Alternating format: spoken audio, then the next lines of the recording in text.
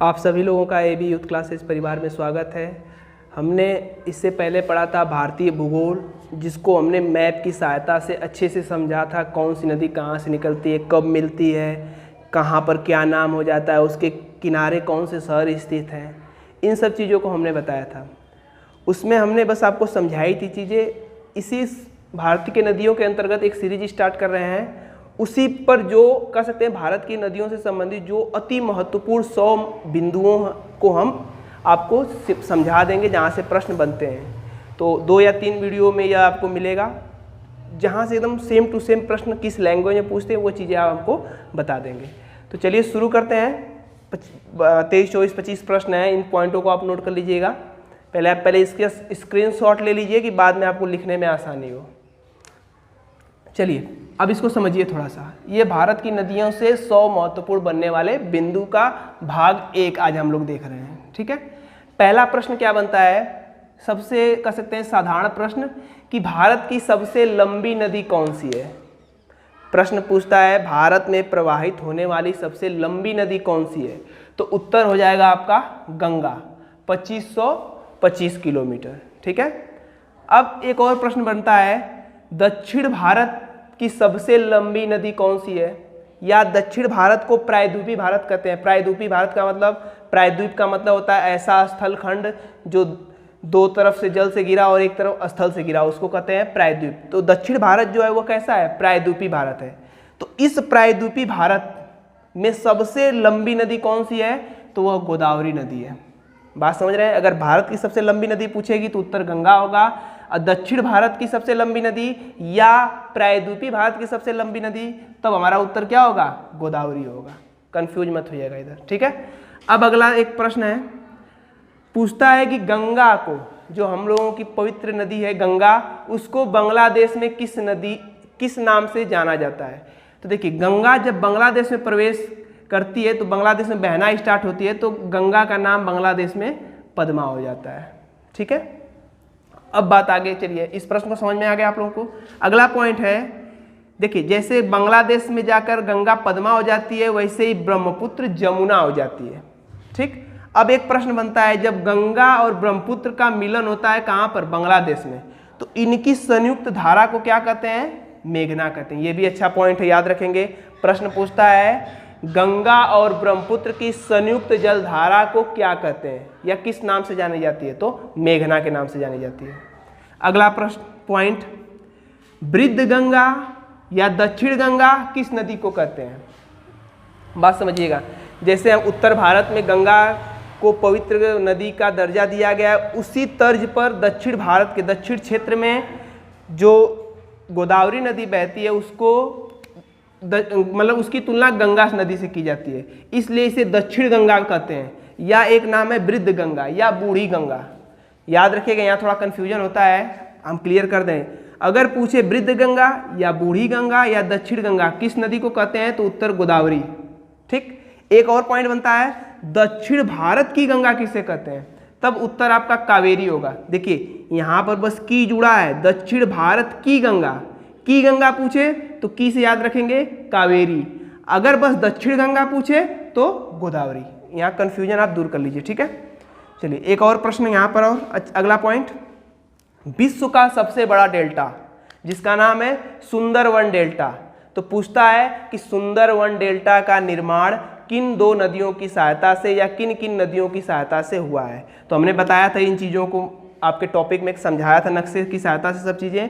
तो याद रखेंगे, सुंदरवन डेल्टा का निर्माण गंगा और ब्रह्मपुत्र नदी की वजह से हुआ है। चलिए अगला प्रश्न, बंगाल का शोक किस नदी को कहा जाता है। देखिए शोक से 3 प्रश्न आते हैं, एक बंगाल का शोक, बिहार का शोक, उड़ीसा का शोक, इनसे प्रश्न बनते हैं। ठीक है ना, तो इसको समझिए। अगर प्रश्न पूछा है बंगाल का शोक, तो उत्तर होगा बंगाल का शोक किस नदी को कहते हैं? दामोदर नदी को।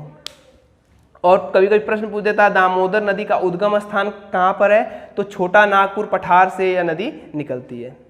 अगला प्रश्न पॉइंट देखिए, बिहार का शोक किस नदी को कहते हैं, तो बिहार का शोक कोसी नदी को कहते हैं। बिहार, इस कोसी नदी से कई सारे प्रश्न बनते हैं, उस पॉइंटों को आप ध्यान से पहले नोट कर लीजिएगा। पहले समझिए, बिहार का शोक कोसी नदी और कोसी नदी का एक उपनाम है विनाशक नदी। प्रश्न पूछता है कि विनाशक नदी किसको कहते हैं, तो उत्तर होगा कोसी नदी। या एक प्रश्न बनता है वह कौन सी नदी है जो अपना मार्ग बदलने के लिए प्रसिद्ध है, तो उत्तर क्या होगा, कोसी नदी। देखिए बिहार का शोक या विनाशक नदी क्यों कहा जाता है, क्योंकि कोसी नदी जो है वो रात में ही अपना रास्ता रातों रात कहीं बदल के इधर बह रही है और दूसरी तरफ बहने लगी। पता चलता है गांव के गांव एक साथ रात में बह गए, पता ही नहीं चलता है। तो बिहार का शोक, विनाशक नदी या अपना मार्ग बदलने के लिए प्रसिद्ध नदी, तो कौन सी नदी, कोसी नदी। अब देखिए एक और प्रश्न, कोसी नदी जो है वो इसका उद्गम स्थान नेपाल में है, ठीक है। तो कोसी नदी जब नेपाल में निकलती है तो प्रारंभ में कोसी नदी का नाम अरुण नदी रहता है। क्या रहता है, अरुण नदी। जब भारत में आती है तो इसका नाम क्या हो जाता है, कोसी नदी। तो प्रश्न पूछता है कि किस नदी का प्रारंभिक नाम अरुण नदी है, तो कोसी नदी। या पूछ सकता है कोसी नदी का प्रारंभ में नाम क्या रहता है, तो अरुण। ठीक, चलिए अगला पॉइंट, ओडिशा का शोक, ओडिशा का शोक किस नदी को कहते हैं, तो उत्तर होगा ब्राह्मणी नदी को। ठीक है, चलिए एक और पॉइंट, कृष्णा नदी का उद्गम स्थान कहाँ है।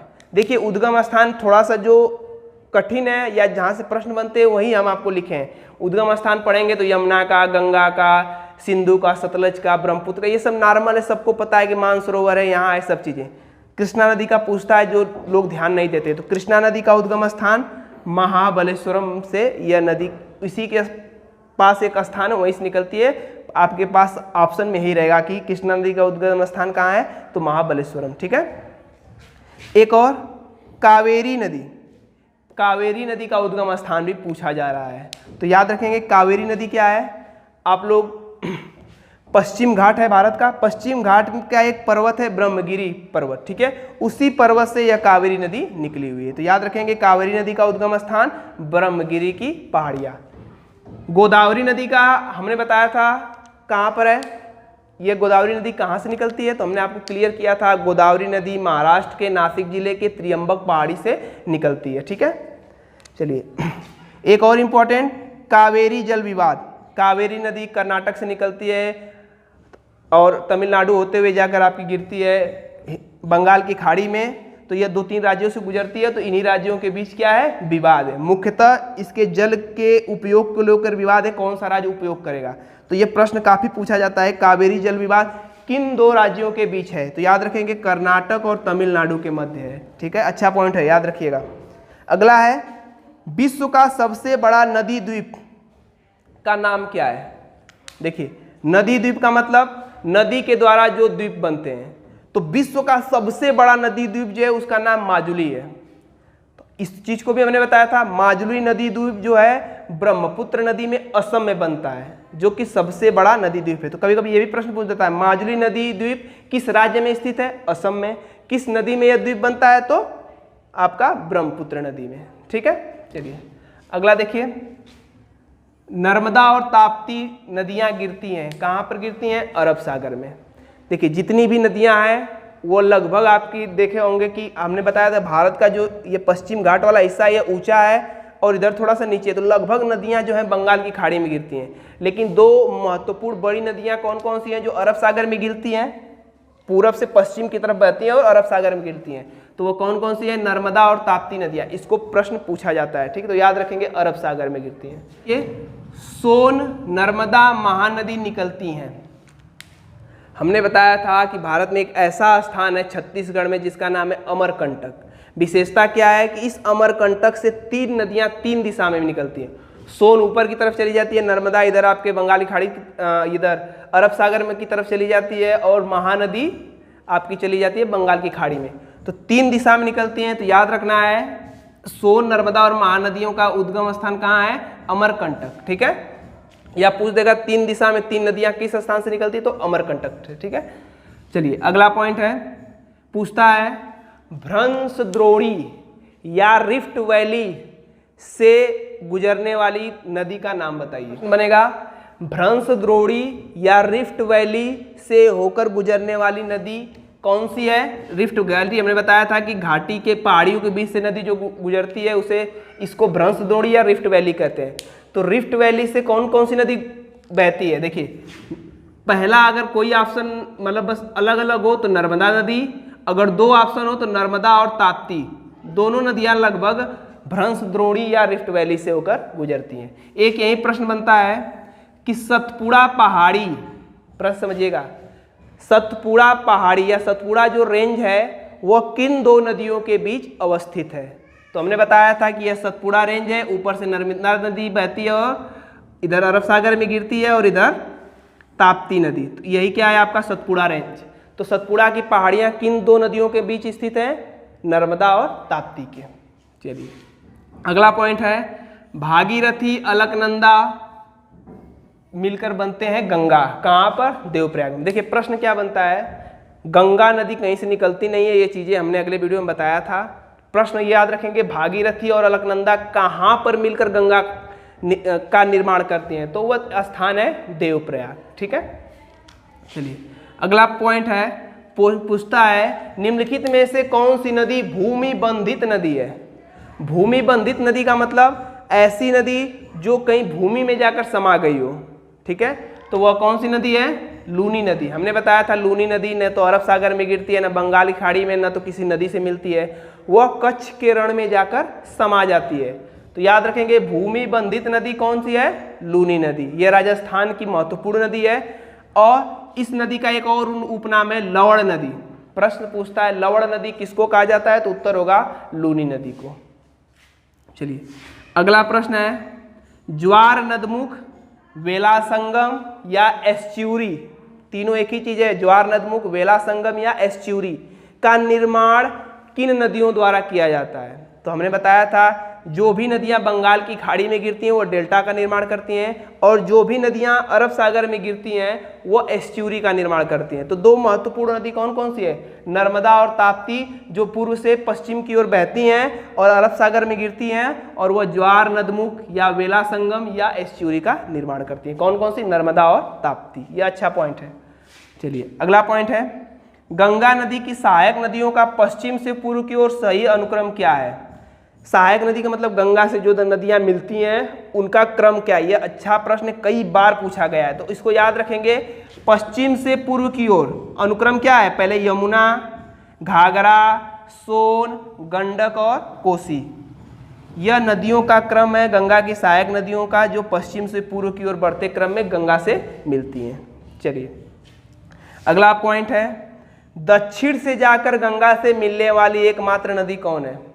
देखिए जितनी भी नदियां गंगा से सहायक नदियां मिलती हैं वो हिमालयन क्षेत्र से आती है, उत्तर साइड से, और आकर गंगा से मिल जाती है। लेकिन एकमात्र ऐसी नदी सोन है जो कि अमरकंटक से निकलती है और दक्षिण से जाकर गंगा नदी में मिलती है। देखिए ये गंगा है और दक्षिण से जाकर गंगा नदी से मिलती है, तो वह कौन सी नदी है? सोन नदी। ये काफी बार ये प्रश्न पूछा गया, याद रखेंगे। कौन सी दक्षिण की तरफ से एकमात्र गंगा की सहायक नदी? सोन नदी। चलिए ए पॉइंट देखिए, इस पे आपके यूपी टेट में 2 बार प्रश्न आ चुके हैं इतने एक पॉइंट से। चलिए याद प्रश्न क्या है? देखिए ब्रह्मपुत्र नदी जो है इसका अलग अलग स्थान पर अलग अलग नाम है। इन नामों से आपके ऑब्जेक्टिव बनते हैं। देखिए ब्रह्मपुत्र नदी आपको पता है मानसरोवर झील के पास से निकलती है, तो निकलती है मानसरोवर तब तिब्बत में स्थित है। तो जब यह तिब्बत में ब्रह्मपुत्र नदी रहती है तो इसका नाम सांगपो रहता है। प्रश्न पूछता है ब्रह्मपुत्र नदी का तिब्बत में नाम क्या है? सांगपो। या सांगपो किस नदी को कहा जाता है? तो ब्रह्मपुत्र नदी को कहा जाता है। कहाँ पर? तिब्बत में। जब यह तिब्बत से निकलकर भारत के क्षेत्र में आती है, अरुणाचल प्रदेश में प्रवेश करती है, तो अरुणाचल प्रदेश में इसका नाम दिहांग हो जाता है। तो यह भी प्रश्न पूछता है ब्रह्मपुत्र नदी का अरुणाचल प्रदेश में नाम क्या है? दिहांग। फिर जब यह अरुणाचल प्रदेश से निकलता है और भारत के अन्य क्षेत्रों में पहुंचता है, जैसे असम की घाटी या भारत के क्षेत्रों में, तो तब इसका नाम क्या हो जाता है? ब्रह्मपुत्र। ठीक, समझ में आया? तिब्बत में सांगपो, अरुणाचल प्रदेश में दिहांग, असम या भारत के अन्य क्षेत्रों में ब्रह्मपुत्र। अब फिर जब भारत से निकलकर बांग्लादेश में प्रवेश करती है ब्रह्मपुत्र नदी, तो बांग्लादेश में इसका नाम जमुना हो जाता है। जमुना, यमुना नहीं, जमुना। फिर आपको हमने बताया था कि जमुना गंगा पद्मा हो जाती है बांग्लादेश में, दोनों मिलकर संयुक्त धारा मेघना का निर्माण करते हैं। ठीक है, तो इतनी चीज़ों को आप नोट कर लीजिए, तैयार करते चलिए। इसके बाद 2 पार्ट और इसमें लाएंगे जिसमें आपको किस नदी के किनारे आपका जैसे कुंभ का मेला लगता है, किस नदी के किनारे है, कौन सा शहर किस नदी के किनारे बसा हुआ है, और जो भी महत्वपूर्ण बिंदु हैं 1-2 पार्ट में आपको उपलब्ध करा लेंगे। वीडियो समय से नहीं आ रही थी, इसका वजह था तबीयत सही नहीं था। अब कोशिश है कि वीडियो आपको समय पर मिल जाएगा, तो इसको आप स्क्रीनशॉट लेकर आराम से महत्वपूर्ण पॉइंटों को लिखते चलिए। नदी ऐसी टॉपिक है, भूगोल का फेवरेट टॉपिक, आपके हर कंपटीशन में 1, 2, 3 प्रश्न नदी से, अगर भूगोल के बन रहे हैं प्रश्न तो नदी से श्योर बनने हैं। चलिए ठीक है, धन्यवाद।